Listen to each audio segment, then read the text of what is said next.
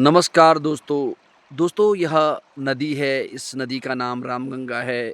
यह पवित्र नदी है। दोस्तों जितनी भी नदियाँ हिमालय से निकलती है वो हमारे जीवन की रेखा है, वह हमारी लाइफ़लाइन है। यह हमारी उन्नति का जो है मार्ग है, यह हमारी ज़िंदगी को दिशा देती है और हमारे लिए भोजन देती है, प्यास बुझाती है। और इस नदी के तट पर लाखों करोड़ों लोगों का जीवन जो है इस पर आधारित है, यह हमारी लाइफ़लाइन है। दोस्तों इस नदी के किनारे जितने भी हमारे खेत खलियान हैं, इससे सिंचित होती है, हमारी प्यास बुझाती है। और जो जितनी भी उत्तराखंड की नदियाँ हैं, हिमालय से निकलती हैं, यह इन हमारे लोगों के लिए जीवनदायिनी है।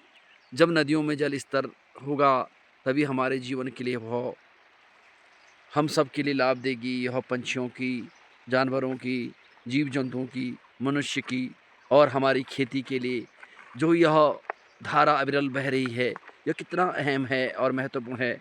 तो दोस्तों जब हमारा हिमालय आज ग्लोबल वार्मिंग के कारण दिनों-दिन जो है ग्लेशियर पिघल रहे हैं, वैश्विक तापमान बढ़ रहा है, मौसम बदल रहा है, उस दौर में हम सब के लिए यह ज़िम्मेदारी है कि हम प्रकृति का संरक्षण करें, नदियाँ साफ़ रहें, शुद्ध रहें, नदियों को हम गंदा ना करें और इसमें अनावश्यक जो है गंदगी ना डालें।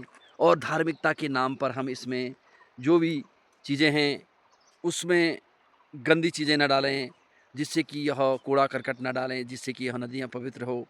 आप देख सकते हैं दोस्तों नदी की यह अविरल धारा कितनी अविरल निरंतर बहती रहती है, जो लाखों लोगों की जीवन की रेखा है और प्यास बुझाती है और खेतों की सिंचाई करती है।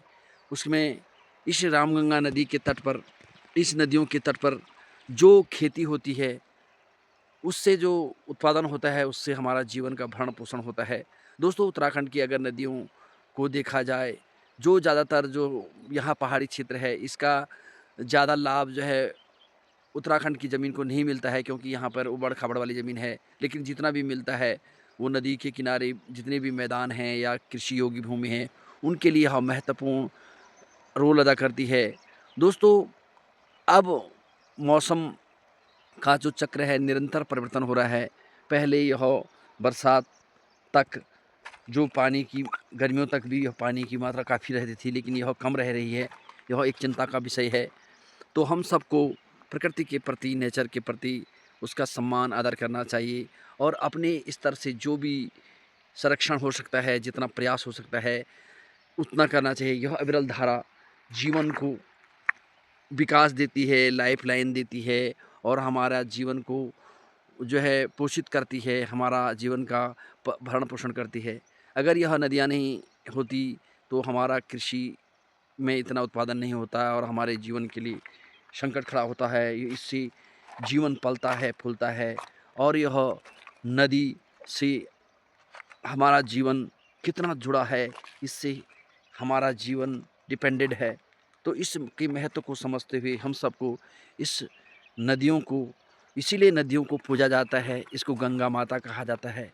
इससे इस गंगा से जो है लाखों लोगों का जीवन जुड़ा है, हर प्राणी का जीवन जुड़ा है। जल नहीं है तो जीवन नहीं है। इस जल के महत्व को समझते हैं, इसलिए इसको पूजनीय माना गया है। इस पूजनीय गंगा माता अविरल बहती रहे, छल-छल कल-कल, जिससे जीवन हमारा तृप्त होते रहे, ये ज़मीन हमारी उपजाऊ बनी रहे, ग्लेशियर हमारे सदाबहार बने रहें, जिससे इन नदियों में जलधारा बहती रहे।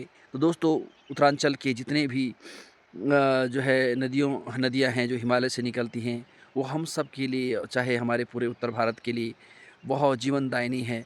तो दोस्तों आज यह जो हमारा मैसेज है सभी अपने चैनल के माध्यम से कि ये नदियों का संरक्षण, संवर्धन और इस नदियों को पावन रखना है, शुद्ध रखना है, निर्मल रखना है।